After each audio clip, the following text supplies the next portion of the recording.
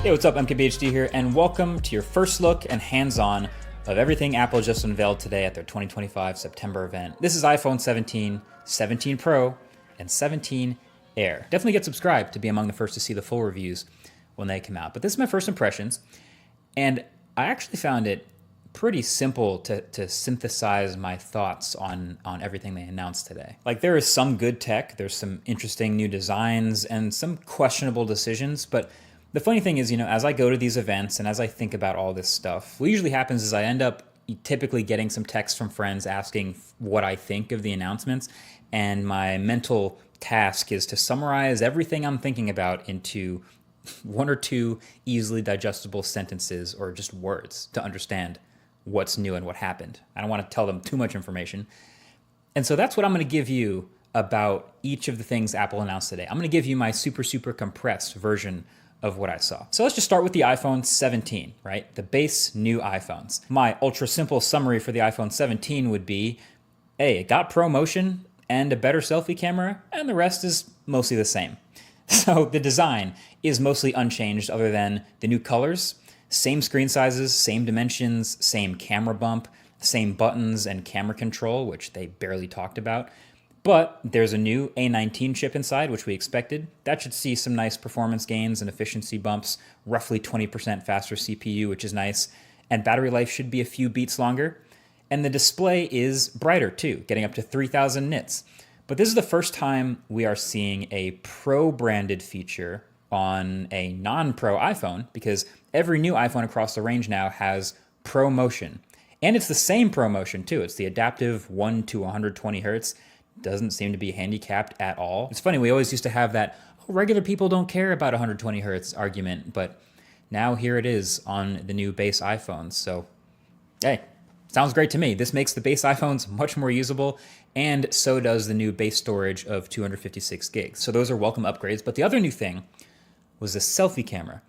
And it was funny, the keynote was pretty chill up until the point where they started to talk about this, and it was actually the loudest applause, and it was really tempting to make fun of it. But I actually do think this is really clever, because all these new iPhones have this massively upgraded selfie camera system. They're calling it center stage, but I actually think that kind of does a disservice, because the actual center stage on their laptops and stuff is kind of annoying. But what's happening is with these phones, they all have a larger 24 megapixel square selfie camera sensor.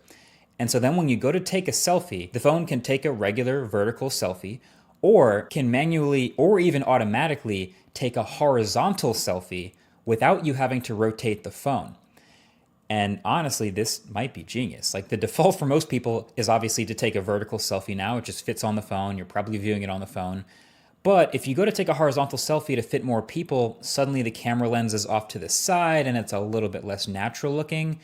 So now, since the selfie camera is larger and a square, it can literally just crop an 18 megapixel selfie in portrait or landscape, and for videos or photos.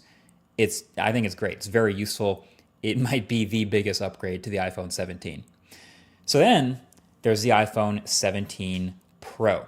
And my quick friendly summary of the Pro phones is, hey, they got better zoom and more battery and orange.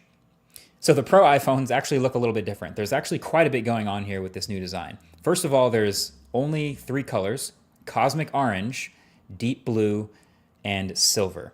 Really bumming me out that there's no black Pro phone. But then I remembered dbrand exists. Never mind. But then the thing that's going to catch everyone's eye on the back is the camera bar up at the top, which is what Apple keeps calling in their keynote a plateau. It kind of looks a little bit like the Pixel's visor, or frankly what we've been seeing on a ton of other Android phones for years now, just a huge bar across the top of the back of the phone. But it's actually not just cameras in here. Apple's done some rearranging of the insides of the phone to actually shove more components, like the A19 Pro chip and the logic board and storage up here in that bar, so they could fill out more of the bottom of the phone with more battery.